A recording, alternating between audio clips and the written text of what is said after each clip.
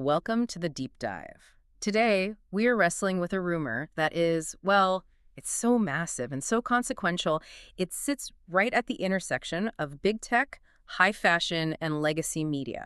We're talking about the potential acquisition of Condé Nast, the global publishing giant, and, maybe more importantly, the owner of Vogue, by the founder of Amazon, Jeff Bezos. Yeah, and this is not just your typical business gossip. It's definitely not just about the finances of some publishing house. Yeah. Our deep dive today is built around the analysis of Mark Abergel, who's a luxury executive based in Paris.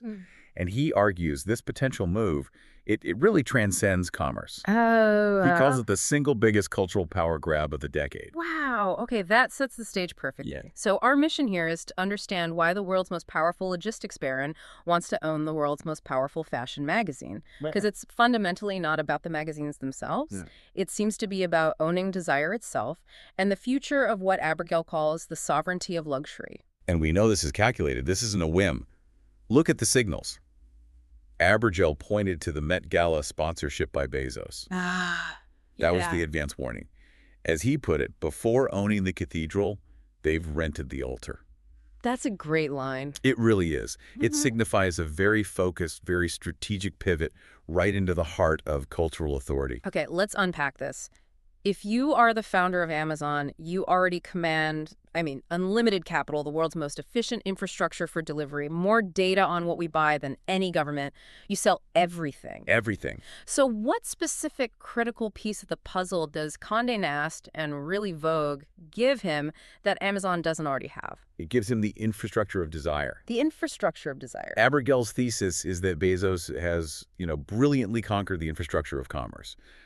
That's the physical, reliable last mile that takes a product from a warehouse to your front door in, 24 hours? Right. We all know that part. Now, he seeks to command the last mile of culture. Which is that critical, that decisive stretch between what the world sees, a runway show, a celebrity look, and what the world actually desires enough to click buy. Exactly. Amazon knows what you buy. Vogue knows what you aspire to buy. This potential acquisition is the ultimate vertical integration of influence. So you own the commerce platform and you own the editorial machine that defines what's aspirational, what's tasteful, what's culturally relevant. All of it. But hold on, don't Hearst or other media giants own media and collaborate with commerce already? What makes this so fundamentally different? I think it's the scale. It's the totality. When Bezos makes this move, the kingmaker and the delivery service become one single entity that operates at the planetary scale of Amazon. I see. And Abergel stresses that whether or not this transaction ever even closes, the fact that the rumor is so persistent, it signals a new reality. Which is? That the tech titans now view the architecture of cultural influence as the next, and maybe the most essential, frontier. They've realized that culture is the ultimate infrastructure because it's what generates demand in the first place. They understand that while they command the physical world of goods, they don't yet control the emotional operating system, that legitimacy engine that makes those goods desirable. That's the core. Yeah. And that leads us to how we even value Vogue itself. Okay, let's challenge that a bit. When luxury executives like Abergel call Vogue a cultural sovereign or a cultural nation, isn't that a little dramatic? We know traditional publishing is struggling financially. It's a glossy magazine, not an actual country. It is dramatic, but it's strategically accurate. For decades, Condé Nast has operated as the quiet sculptors of desire, the unseen architects of what the world deems beautiful, relevant, and worth wanting.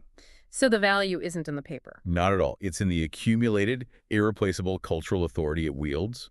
To own Vogue is, it's literally to own the global compass that orients aspiration. It has this canonical power. It sets the cultural clock for the entire industry. Precisely.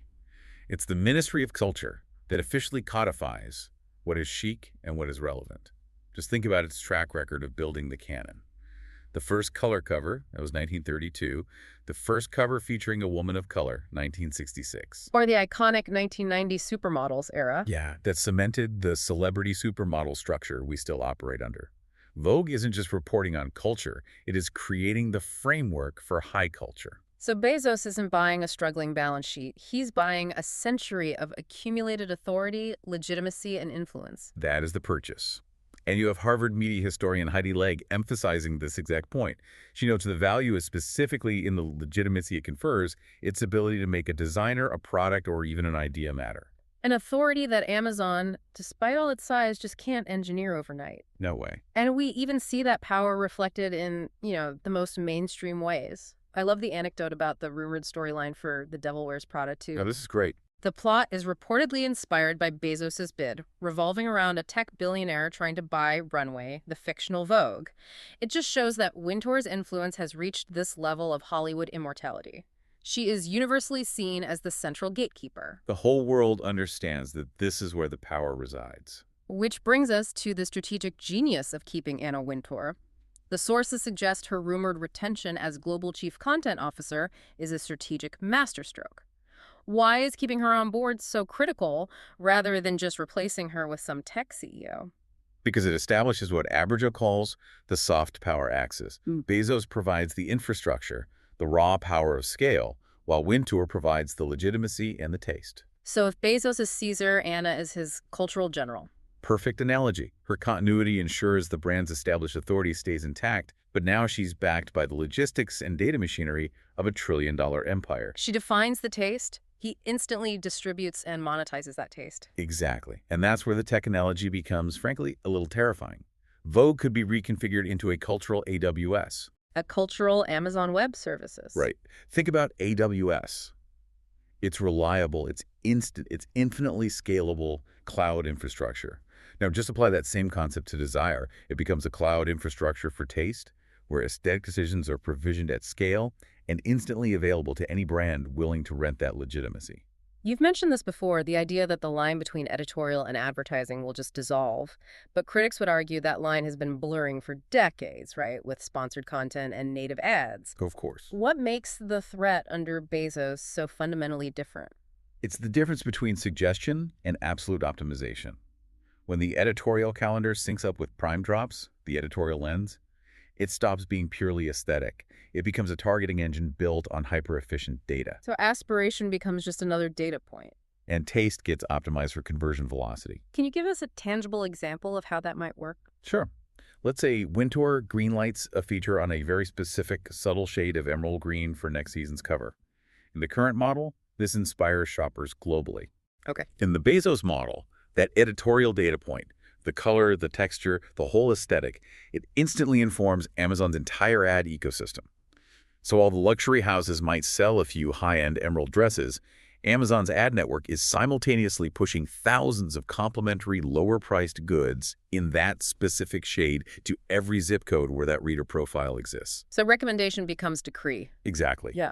Because the cultural arbiter and the distribution mechanism are one and the same. The ultimate control over the entire supply chain of desire. That completely changes the game for the existing cultural nations of luxury, LVMH, Chanel, Hermès, Kering. They're the ones who actually create the objects we desire. And they are facing a true cultural Cold War. We have to remember the history here. Yeah. Luxury brands, they flirted with Amazon years ago and then deliberately pulled back. Right, I remember that. Back in 2016, the LVMH CFO, Jean-Jacques Guillaume, he famously stated that the business of Amazon does not fit with LVMH. And that wasn't just about the financial terms, was it? It was deeper. Not at all. It was about ethos.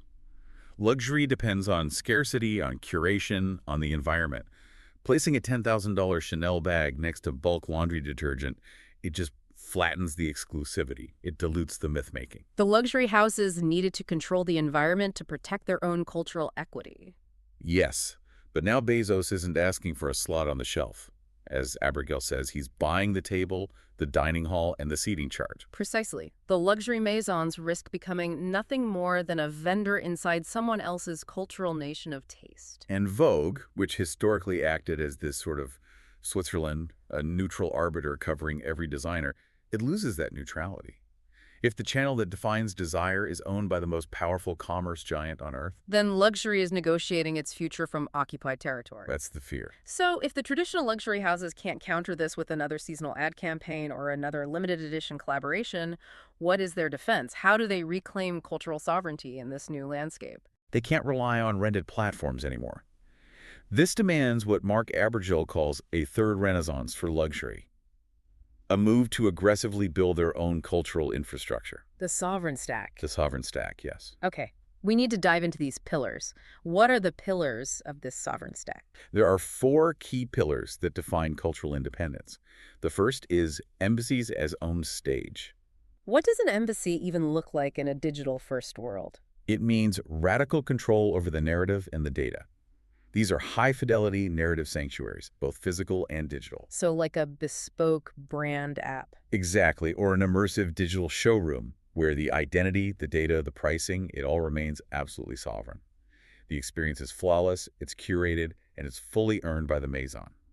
It blocks any third party from collecting transaction or aspiration data. They're building the cultural experience, not just renting space on Instagram. Control the story, control the data. That's pillar 1. Pillar 2 is rituals as sequencing. It means abandoning the chase for shallow virality on platforms like TikTok and returning to staging intentional moments. You shape the cultural calendar by revealing new lines in a sequence, starting with your most devoted clients first. Ah, so a staged, tiered rollout. Yeah, you prioritize meaning and intimacy over instant mass exposure.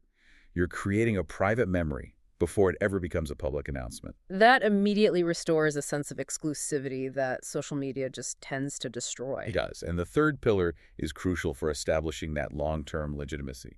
Sacred texts and archives as canon. We're talking about long-horizon investments that are immune to algorithmic decay. Precisely. These are physical and digital monuments. Long-term archival projects, high-quality luxury publishing initiatives like the Louis Vuitton Foundation or Chanel's dedicated arts and culture magazine. These are acts of canon building in print.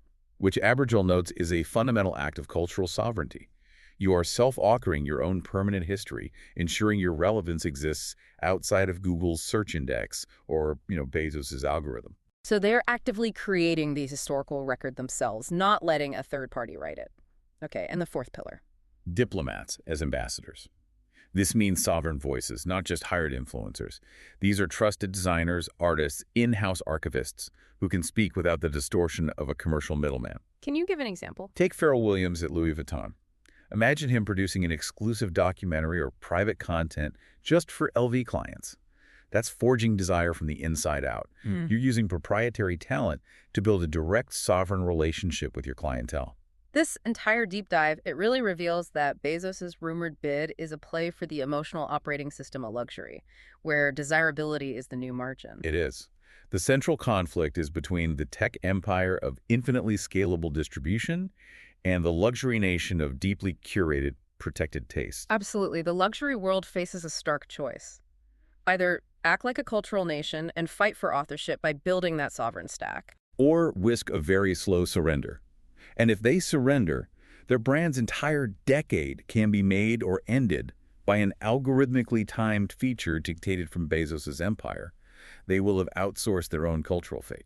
That is a profound framework for understanding the next generation of commerce. In an age where even advanced AI can now generate taste on demand, human-led myth-making, that true authority is really the last, most irreplaceable luxury asset. And that raises a crucial question for you to consider. What happens when the only myth-making machine that matters is running on the scale and infrastructure of Amazon, constantly optimizing for conversion, and your collection is only valuable if it is part of his canon? The battle for taste has moved definitively from the runway to the server farm.